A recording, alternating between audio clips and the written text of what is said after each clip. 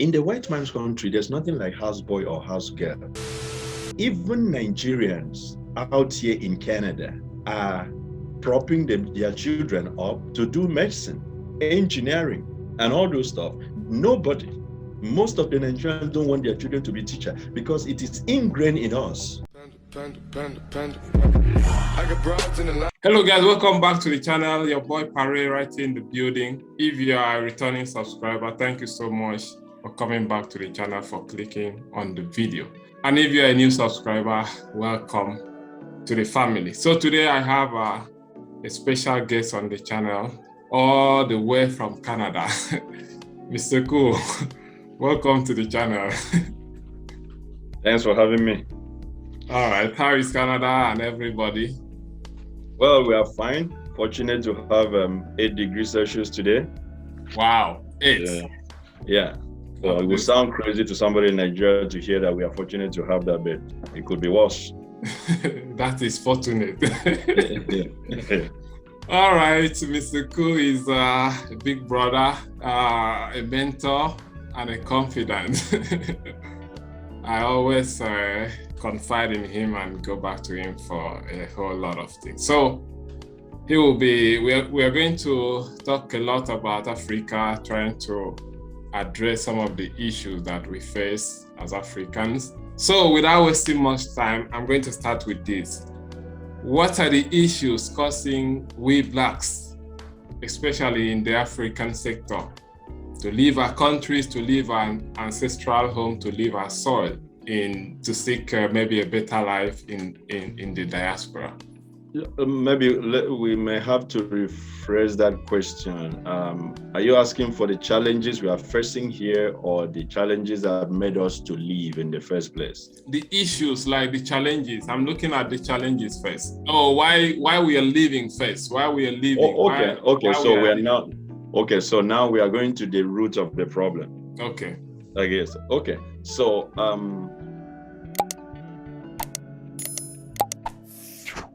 everything in life, everything we do, there's a pivot, and that pivot is the mindset, right? So the mindset, the content of your mind determines so many things about you. So whether you lose or you win in life, that has to do with your mindset, whatever is in your mind. So now let's go back to where we came from as Africa. And you discover that I was just thinking about it today. The culture is a big problem, the culture, because what we do is very easy and convenient for us to be pointing fingers at what we think is the problem. We point at people, we point at situation, we point at this, but it's not very often that you see people sitting down like this to reassess, to have a reflection of themselves, to find out what they could have done better or what contributions they can make. An American president once said, think of what you can do for your country and not what your country can do for you. Michael Jackson, in his song, said, if you want change, start from the man in the mirror. So when you see Africa in disarray, when you see a government not functioning properly and causing people to leave, it is because we have refused to change our mindset. We have refused to change our culture. The things that, these things are very fundamentals. So I was telling my sister today, development is not building structures. Development is not building roads. Those are still development, but it's not the development we are talking about here. So there are so many fundamental and foundational issues that we need to sort out first. For example, let's start from education. How much do we appreciate our teachers in Nigeria? We don't. We don't appreciate our teachers, but yet we are looking for the best schools for our children. So you have a teacher in your community that is struggling to do his or her job. and you don't respect that person, but you want to send your children somewhere else for someone else to educate. So now, why do you think those schools are functioning? It is because those teachers are respected and given what they are due. Okay, a friend of mine in Canada here is married to a Jamaican Canadian. The woman was born in Canada. She's a teacher. For her to be qualified to teach in an elementary school, she needs a bachelor's degree as an entry requirement. And she's not teaching because there's nothing else to do. She is teaching because she has passion for teaching and she loves it. Yes. So, and now the system rewards her proportionately. All right? So, but where we come from, that's the very simple example I'm using. Where we come from, it is the problem with teachers is not the government. Somebody will say, why are you saying that? It is not with government. The problem is you and I, because we have attached an adjective to that profession. What do we say? Common teacher, right? That's what we call them. We don't respect them. Even the students don't. Now, I always tell teachers, it is always very heartbreaking, and you don't want to do this if you're a teacher.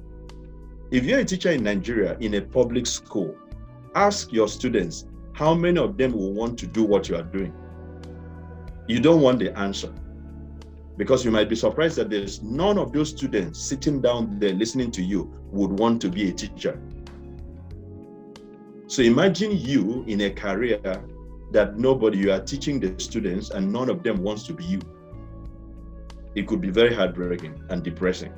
So that is the problem we have back home. We don't attach any respect. We don't attach any dignity to teaching. And because of that, the system breaks down. So now, because I don't respect teacher, when I become a commissioner for education, I will not invest in teaching. Because in the first place, I did not even respect them. So these things stem from the community, it stems from the attitude that we already have. It's not that when we get to government, they teach us what to do. No. Whatever we have on the street today is what we go to government with. That's just one of the examples. There are so many, but time will not permit us to go into all these issues. Sorry, let me just come in there. You said it's not really about the government, but I know even in Canada, and also in the UK, yeah, they give a lot of understanding. Like they train these people a lot. Mm-hmm. You understand? They pass through tedious training before you can say you're a teacher in the first place. Yeah. Understand? So if we can train our teachers first, because a lot of them are not passing through any form of training, we make it like a compulsory. If it's secondary, nursery school, wherever you're teaching, we give adequate attention to training. Don't you think maybe they will get some of this respect? The reason I always I disagree with blaming the government is that the government is an abstract noun, right? It is made up of people. You may end up in government someday. I might end up in government someday. The friend of mine out there might end up in government someday. So government is a congregation of people, to handle the day-to-day activities of the state. So that's what we call government. So now, if I don't have respect for teachers today, if I end up in government tomorrow, I will not bring in any policy or suggestions that will edify this career. Right? So now the question is that when was the last time you heard a government in Nigeria giving out scholarships for people that want to be teachers? The only thing you hear is scholarship for medical students, engineering students, pharmacists, lawyers, and that's it. I've never heard the government say, okay, we have a program right now. If you want to become a teacher, this is a scholarship for you. We are going to train you through a 4-year degree in education, and then you now go back to our secondary school and teach. We don't. Now, most of the time, who ends up as a teacher? It is some guy like me that studied physics and graduated and could not get a job. And then everybody will be like, okay, let's consider this. Just go and try this one. The word. So the thing is that our culture, our mindset does not regard this career in the first place. So if 10 people that don't have respect for teachers end up in government, what do you think will happen? There's nothing that they will do to invest in teaching. So now this is what is going to shock you. To show you that it is a mindset and a culture, even Nigerians out here in Canada are propping their children up to do medicine, engineering, and all those stuff. Most of the Nigerians don't want their children to be teachers because it is ingrained in us that teaching is not a good career. Yeah. So that's how far it goes. It is in us that teaching is not what your children should do. Teaching is a job you do when all hope is gone, right? Mm-hmm. So that's the problem. So when you say government is made up of people, and then these people go with ideas, So whatever you value is a value system. So if you have 10 people that does not have value or regard for teaching, I don't see how they will come up with policies that will to invest in training, qualification, and whatever to improve teaching. I don't see so. You cannot give what you don't have. So that's my point there. All right. So I think you still have other points. Maybe we just diverted to the teaching area. Yeah. Because the issue is that it's not as if to leave the continent is a problem, but the way it's going is like if you open the gate, everybody are ready to leave. Everybody wants to pack their bag. Yeah. In the UK here, you discover that a lot of people are crossing the channel, risking their life just to get in, and not as if they are sure of anything. Yeah. Even the asylum they are going to apply, it will take a lot of time, a long process before they can end up doing it. But the mindset, but it is the thing now is anything but Nigeria. Yes. Yeah. So, in this situation, what do you think is the issue for this, or are we still going to continue like this? You see, we need to start talking to ourselves like what we are doing now. Thank God for social media. Thank God for platforms like this. We need to start talking to ourselves. I was just talking to a friend of mine. He has a group in Uyo. It's called The New Breed. I think the father was the former PDP chairman. He was we were together in school in Futo, so we were both interested in student politics. So I was just telling him that I was asking him to invite me to their group. We can do it through Zoom or any other, we utilize any of these platforms, because we need to start talking to ourselves, because these are the leaders of tomorrow. Most of the people in that group are in their 30s and early 40s. So those people are going to end up in government, and they are very close to power. They are all running around in the corridors of power. So eventually they will end up in government as commissioners, as board members, as politically elected officials. So we need to start talking to ourselves. We need to believe that those things that we go out for in UK, that we can have it back home. We need to believe that. Once we believe, we start working towards it. Now, let me give you another example. Is it rocket science to have a functioning emergency room in the hospital? It is not. Right. So now these people called government, they can procure an ambulance. It's very easy. Just write a check and an ambulance will land tomorrow. It's not a big deal. Whatever the government wants to buy today, they can get it. Okay? The ambulance will show up. But the ambulance needs somebody to operate it. You need a driver. You need nurses, emergency room nurses. You need emergency room doctors. You need the equipment to be functioning. You need the supplies. You need the medications. Those things have to be standby because it is called emergency, right? Yeah. So now somebody has to show up to work. Somebody has to have empathy. You cannot legislate empathy. You cannot. So somebody that chose to be a nurse has to choose to have empathy. Somebody that chose to be an emergency room doctor has to choose to have empathy. These are the things we know. So if we do that thing, if you as a doctor has empathy and is dedicated to what you are doing, and I am a nurse and I have empathy and I love my people, when somebody is rushed in, I'm going to move heaven and earth to try to resuscitate that person. If we do that, then our emergency room in Nigeria becomes like that in UK. It's as simple as that, right? If I know that life matters, then if I am in charge of maintaining the generator, make sure it's working, I will do my job effectively. I will not compromise the integrity of the generator just to go and sell the parts and make money for myself.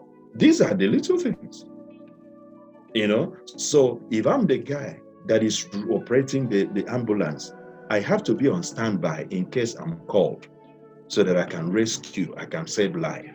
I have to make sure that the tank is full. I have to make sure that everything is ready to go. So these are the little details that we have to do. You don't need it's not a rocket science. This thing is not rocket, it's just the attitude. I believe that, okay, I am the driver of this. I have to do my job. What am I supposed to do? I have to test, make sure everything is functioning. I have to make sure that it's filled up. I have to make sure that the tires are good. I have to make sure everything is done, ready to go. I do my job. And then those nurses that are supposed to accompany me, make sure that all the equipment, the drip, everything is set up, ready to go. The doctor out there is ready to go. If we do all these things, you will get the same result that you get in the emergency room in the UK. So we just have to believe. We have to believe in ourselves. We have to start talking to our generation that if we believe and start doing something about it, we can get the result. It's not very far-fetched. In my own perspective, this is what I normally discover, like might be an issue concerning what you're just trying to point out. Money factor, number one. I'm going to give you an instance what I mean by money factor in terms of maybe salary and all that, what they are giving you. Because I was in a bank in Nigeria, you understand? You know how much bankers collect, senior management, contract staff. Then we talk about domestic workers, cleaners, what we call cleaners. Yeah, here in the UK, they call them domestic workers. Now, janitors. Yeah, you discover that Nigeria, they will pick a cleaner and pay the cleaner 15 to 20,000 naira. This is a person that is running around the bank, cleaning, doing everything. You understand? But if you see the gap here, the gap is very much different. You understand? Just like last month, I discovered that even the domestic workers that are working with NHS here, they are getting a better pay than even the nurse. So if this is continuing in our land, there's no motivation to work because you discover that so person is pressing computer and is making so much money, you are the one even suffering. Automatically, where will you get that spirit to work? It's as if you are suffering for nothing. Because that is what I discovered in my own way of thinking. I detect this problem because these two people, if they go to the canteen, there's no reduction in the food they are buying. They still buy food 350, 450, 500 naira. They still pay the same transport. In fact, the person that is earning more, 15 minutes drive will take him to his car. And so let me jump in there. The reality is not in dispute, all right? What you are saying, I'm familiar with it. So we are not disputing the reality. Now, maybe where we are having a debate now is the root cause. And probably who is responsible. So now I want to go to the root cause. Are you familiar with the situation? Okay, this is very common in our community. I am a teacher. I'm not even going to go to politicians. Let's start from some guy that is more privileged than another. Have you discovered that in our community, if your social status, socioeconomic status is anybody that is below your socioeconomic status, you tend to trample on that person? Yes. For example, if I am a teacher, make my 50,000 that I'm complaining is not enough, and then I hire a carpenter to come and work for me, it is very common to tell him, come back tomorrow, I'll get you something. The guy comes back tomorrow, I'll tell him, my friend, I'm resting now, I don't have time, come back tomorrow. Have you heard of, is it a very familiar thing? Yes. So you can now see that this thing is like cascading. So now, if you take that teacher that told that carpenter to go and come back tomorrow, that is, that doesn't want to pay him his wage, and even when he's ready to pay, he's not going to pay what is due. If you take that teacher now and then make him in charge of janitors, what do you think his mentality will be in terms of their compensation? He's not going to give them anything, because in the first place, he does not have dignity. So it's just like, so look at how this thing goes. It's a food chain. The councillor in the local government doesn't have regard for the teacher.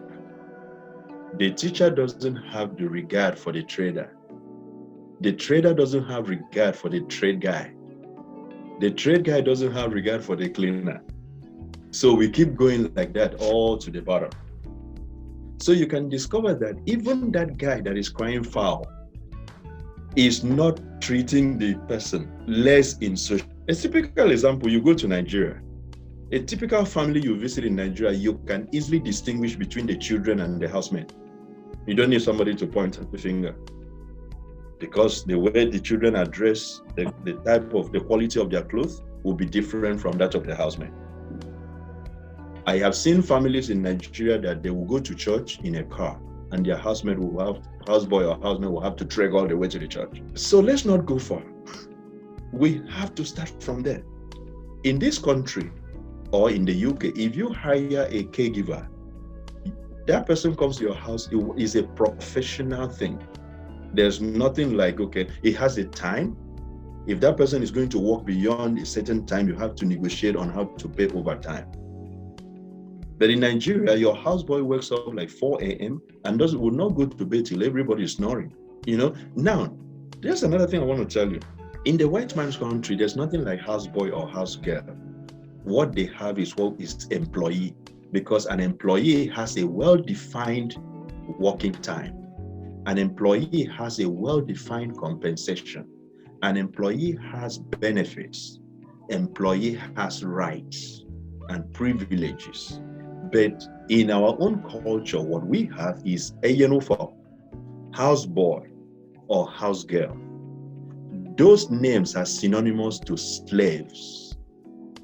And you and I know that a slave does not have a defined work time, a defined compensation, no benefits or privileges. So that's how we operate. I remember one time I used to have this argument with Ekaite when they were running their, was it a restaurant or somewhere in Owerri? Anytime we get into a conversation, we say, like she would just mention that word, like, no, employee. And she kept saying it, because it's common, like, I said, no, employee, because the moment you change the name, the title, you start seeing that person differently. Yeah. So it's a cultural problem. So that's where it starts. You will not hear the word my houseboy in the Western culture. If I want you to be, if I bring my mother from Nigeria and I need somebody to take care of my mother in my house, I hire a professional living caregiver. And we have an agreement. But in Nigeria, if I live in Lagos and I want to bring my mom to take care of my mom, I will go to my village and bring a houseboy. So you can see the difference. There's a culture, there's a cultural thing. Is it not that people are stranded? People are looking for what to do in a way They understand that because when people understand that maybe you are trying to help them, because I believe that is the way we think. You are even helping. You are even helping, even if you are bringing him to your house. Yeah. You are helping him. Yeah. No. But over here is a different mentality. Yeah. The blame is not on the guy that brought that boy from the village.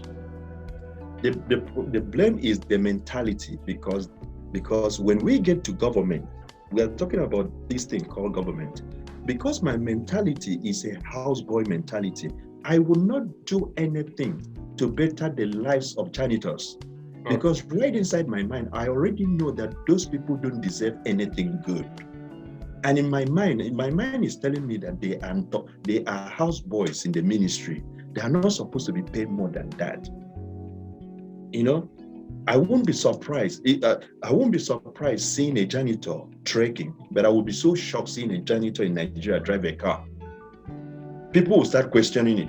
Yeah. And even if it's very common, if your houseboy, the so-called houseboy, all of a sudden start buying cement, they will open an investigation. Because it is not expected that you should get up.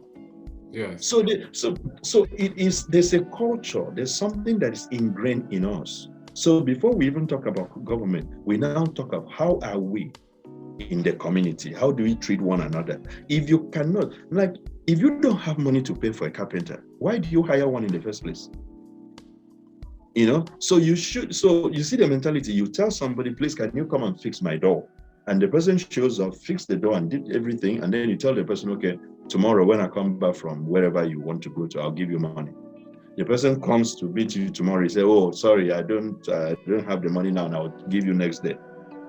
And then we keep going like that. So if you are treating this guy as a private citizen this way, I don't think you would treat the civil servants differently when you get into government. Okay, I think I've gotten the point. You're talking about the mentality. The mentality. The attitude and the regards. Yeah. For a fellow brother, a fellow sister. Yeah. Maybe you are working with, or and let me jump in there. Let's go away from this one. Let's talk about politicians, for example.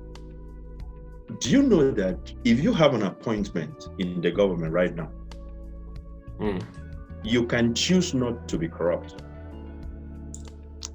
But the fact that you have chosen not to be corrupt, you are living on your salary and legitimate benefits. Yes. Maybe you managed to build a house, if that was enough, or maybe you were able to just buy one car just for a change. Your kinsmen will crucify you. You may end up being like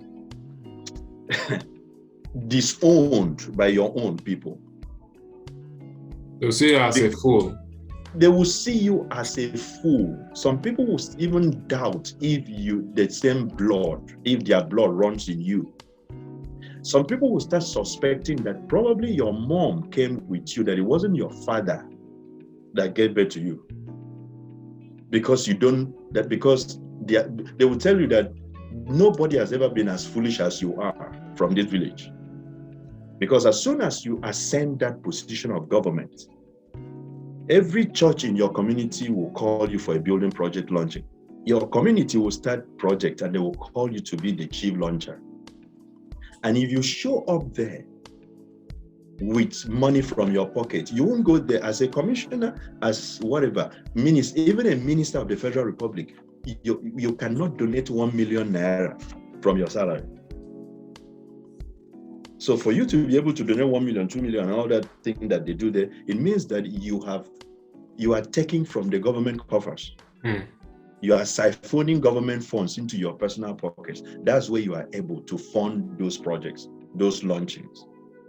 So if you decide not to be corrupt, you want to stay on your salary, maybe you end up with 50,000 donation or 20,000 donation. And even the poorest person in that building will be the one that will curse you. It's true. So that's why I said we need to start talking to ourselves. That's why I'm beginning to be involved in things like this. That's why I called that guy this afternoon. requesting for a slot for me to speak to his group, because even the Bible says that, said those people, he said, the people did not hear because there was no messenger. So you need a messenger. I talk to my sister all the time. I talk to my little brother all the time. You know, we argue back and forth on different issues. I even told my sister that I'm not going to demand a bride price from anybody that comes to marry her. Until today, that debate is still on. Because I don't see any need why we should do that, you know? So people think that I'm too westernized. No, it's not being too westernized. It's beginning to understand that there's too much burden we have placed on ourselves, and that is why we are not making progress. And the wise person already said, think over and over again and expect a different result. So I think it's time for us to start changing the way we do things. Okay, lastly, before we round up, what I want to ask, what is the way forward? Because like you mentioned, mentality, the attitude, the regard for human being. How can we integrate this into the society? Because I know it has to start from somewhere. You talked about speaking in a platform like this and other platform. Apart from that, how can we integrate this? Because everybody needs to understand this thing. I'm not gonna lie to you that it's not gonna be an uphill battle. What I'm talking about is a complete overhaul. What I'm talking about here is something that I will call a seismic shift. The change we are talking about here is going to be generational. Yeah. And because it's such a huge vision, I don't think it will all be accomplished in my lifetime. At all. Because it's huge. If you are pursuing a goal or a vision that will be completed in your lifetime, then it's not big enough. What I'm calling for is baby steps. Let us start. I'm not expecting this change to start from some guy in Uyo right now that is jumping around politicians for daily bread. No. I'm not expecting him. I'm expecting people like me who are at positions of advantage to start telling people in Nigeria the truth. Because for some time now, we have been deceiving people back home. We have to start telling them the system is the same structure, but it's just that different attitude. In the city, where we call the local government, we have people, like we say, janitors, just like we have in Nigeria.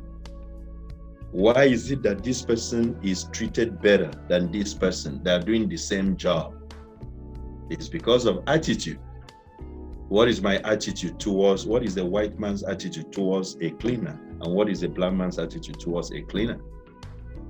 So these are the things we need to start telling our people. Once time, I was talking to my friend and I was on video. I was in my church. It was on a Saturday. And in that church, we used to hire cleaners to come and clean the church on Saturday before we use it on Sunday. One of the cleaners came with a Nissan Rogue. And I was on video. I turned the video to show to the guy that I was talking to. The guy said, I'm lying. Because the system regards a cleaner. So as long as that guy has a good job, a consistent income, that guy can walk into a car dealership and sign papers and drive out with a car. It doesn't matter what you do. What they need is, do you have a job? Is your income consistent? And then you can finance whatever you want to finance. So because the system, but in Nigeria, if you're a cleaner, nobody even wants to regards you. Nobody. So we need to start telling our people, bringing this picture, bringing this culture to our people from your family. You know, start telling them the truth. Don't spoil them by sending money to people in Nigeria.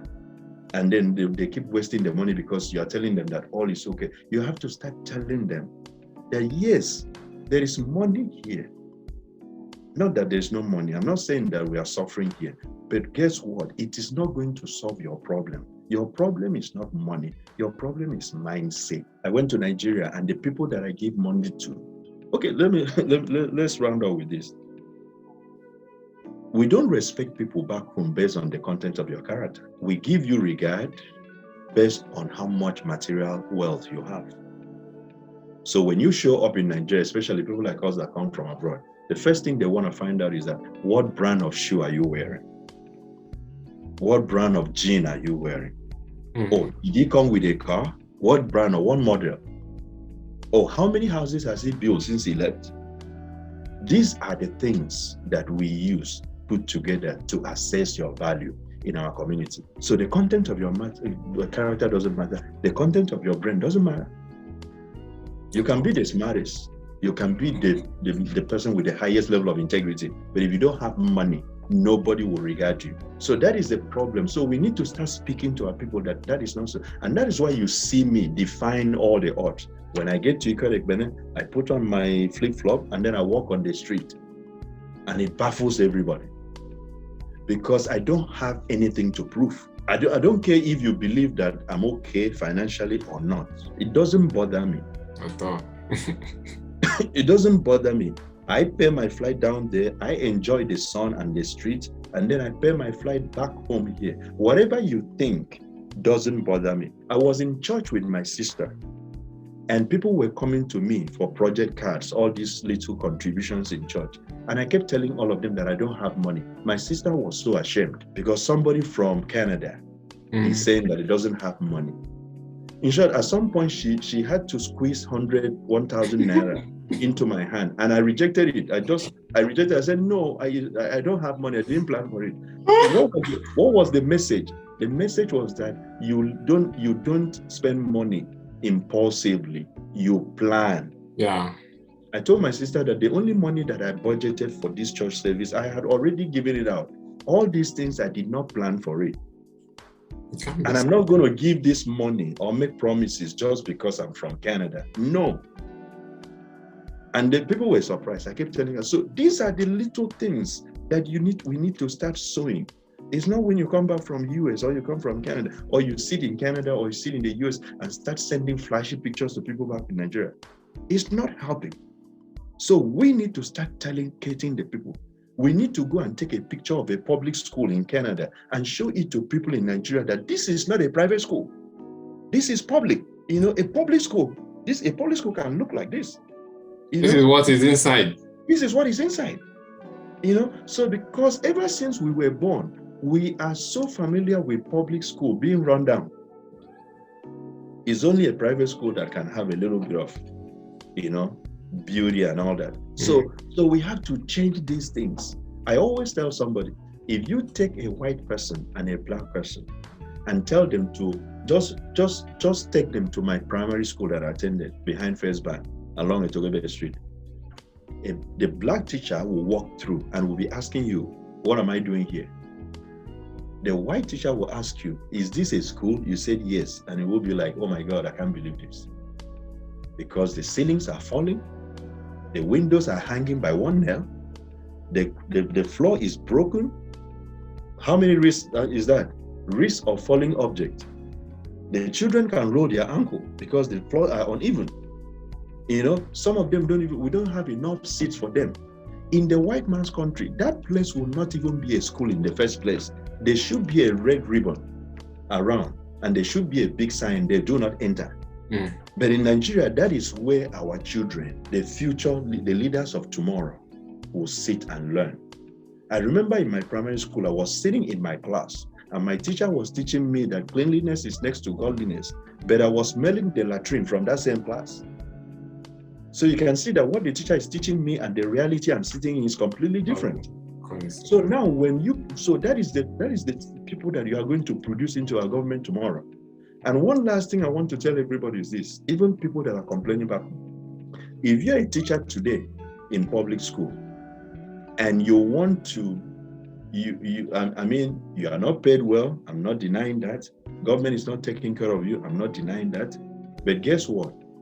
The work ethics you are showing to that child in your class is what that child will use in government tomorrow. And let me shock you with this. That child you are teaching will be the one working in the sub-treasury 30 years down the road when you are looking for your pension. And the work ethics you gave him is what he's going to use to process your file. And at the end of the day, it will affect you. It's a vicious cycle. What goes around comes around.